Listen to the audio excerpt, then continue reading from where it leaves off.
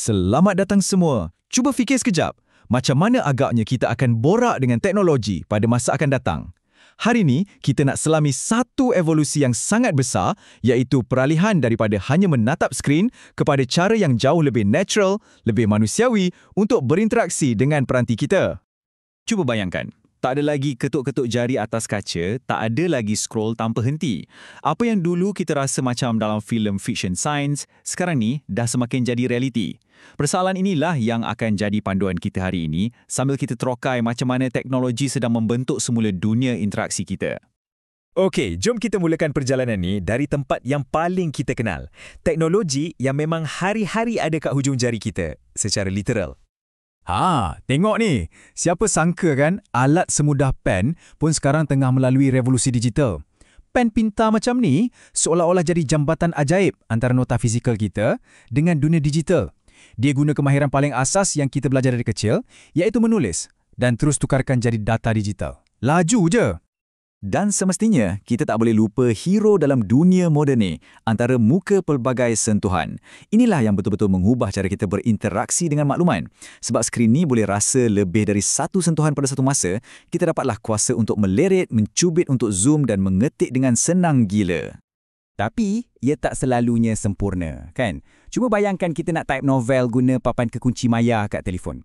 Mesti rasa lambat. Lepas tu banyak pula salah type berbanding guna papan kekunci fizikal. Inilah cabaran reka bentuk yang sentiasa jurutera hadapi. Macam mana nak buat sentuhan tu rasa natural dan intuitif, bukannya rasa kekok dan menyusahkan. Okey, sekarang jom kita bergerak ke hadapan, ke peringkat evolusi yang seterusnya. Di sinilah interaksi kita mula terlepas daripada belenggut skrin dan seolah-olah terapung di ruang sekeliling kita. Yang menariknya pasal konsep ni, ia macam perbualan dua hala tau. Satu pihak, kita bercakap dengan mesin guna bahasa badan kita, iaitu gerak isyarat. Pihak yang lagi satu pula, mesin balas cakap kita tu melalui deria sentuhan. Satu konsep hebat yang kita panggil haptik.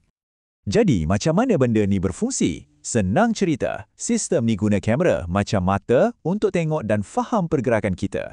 Contoh paling mudah nak nampak dalam kereta BMW moden.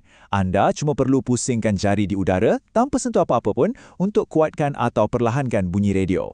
Sama macam kita susun perkataan jadi ayat, gerak isyarat ni pun kena dibuat ikut turutan yang betul, barulah mesin faham. Ini membawa kita kepada satu persoalan reka bentuk yang sangat penting. Macam mana komputer nak bezakan antara isyarat yang kita sengaja buat dengan pergerakan biasa? Contohnya macam kita lambai tangan pada kawan. Komputer tu kena tahu betul-betul bila nak mula dengar pergerakan kita dan bila nak berhenti. Kalau tak, memang kelang kabutlah jadinya. Okey, sekarang jom kita tengok maklum balas haptik pula. Cara teknologi sentuh kita balik. Bayangkan exoskeleton macam ni, ia guna motor kecil atau otot buatan yang ditanam dalam pakaian untuk bagi tekanan pada badan kita. Jadi, ia boleh bagi sokongan bila kita angkat benda berat atau bagi kita rasa macam betul-betul sentuh objek maya dalam dunia realiti maya. Dan ini membawa kepada persoalan reka bentuk yang lebih mendalam. Macam mana rasa maklum balas sentuhan yang paling sesuai? Contohnya, boleh tak ketukan lembut pada pergelangan tangan kita rasa macam titisan hujan untuk bagi amaran ribut nak datang? Atau, boleh tak getaran yang makin kuat pada pemegang basikal bagi isyarat ada kereta dekat belakang? Nampak tak? Seterusnya, kita akan masuk satu dunia di mana garisan antara digital dan fizikal dah mula jadi kabur. Ini adalah antara muka yang bukan setakat wujud dalam ruang 3D, tapi dia secara aktif gabungkan maklumat digital dengan realiti di sekeliling kita. Kita mula dengan realiti terimbuh atau AR. Mesti ramai yang tahu pasal permainan Pokemon Go kan? Permainan itulah yang buat AR ni jadi fenomena global. Dia letak watak maya yang comel-comel tu kat taman, kat jalan raya, semuanya melalui skrin telefon. Secara asasnya, AR ni dia tindih satu lapisan maklumat digital atas pandangan kita terhadap dunia sebenar.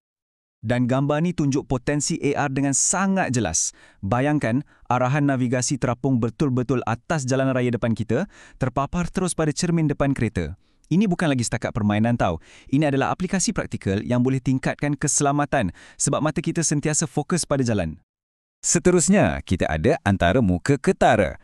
Cuba fikir macam ni. Macam mana kalau kita boleh pegang dan susun data tu seolah-olah macam kita main blok Lego?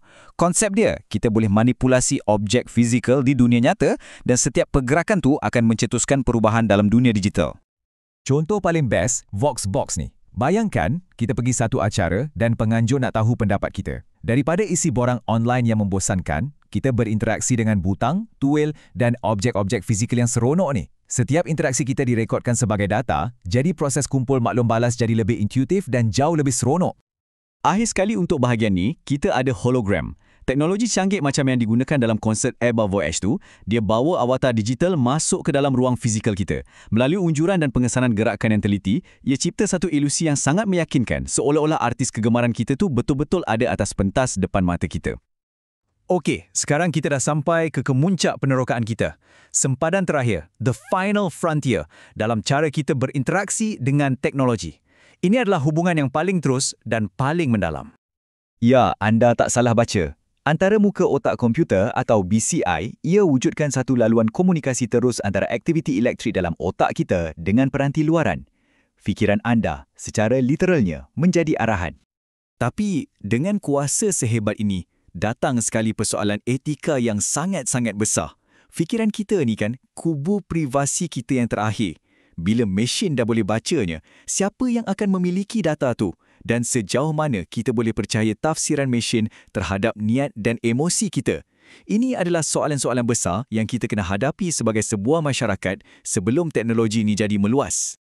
Jadi, lepas kita tengok semua kemungkinan yang menakjubkan ni, kita sampai ke satu titik penting. Kita kena mula tanya soalan yang betul. Macam mana kita sebagai pencipta dan juga pengguna patut pilih dan reka bentuk cara kita berinteraksi di masa hadapan? Hakikatnya, tak ada satu pun jawapan yang betul untuk semua keadaan. Antara muka yang terbaik itu bergantung sepenuhnya pada apa yang kita nak buat, kita ni siapa dan kita kat mana.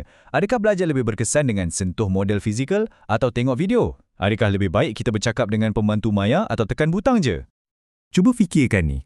Bila kita sesat di bandar yang kita tak pernah pergi, kita lagi suka dapat getaran lembut pada jam tangan pintar untuk bagi tahu kita supaya belok ke kiri, atau kita lagi suka tengok peta terperinci kat telefon.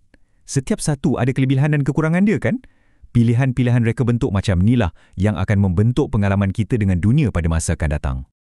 Dan kita akhiri dengan soalan yang paling penting sekali. Semakin kita sebati dengan dunia digital, kita kena tanya diri kita, kat mana kita nak letak garisan sempadan? Apakah intipati kemanusiaan kita, kreativiti kita, spontaniti kita dan privasi fikiran kita yang perlu kita lindungi dan sentiasa kekalkan sebagai milik kita sepenuhnya? Satu persoalan untuk kita renungkan bersama.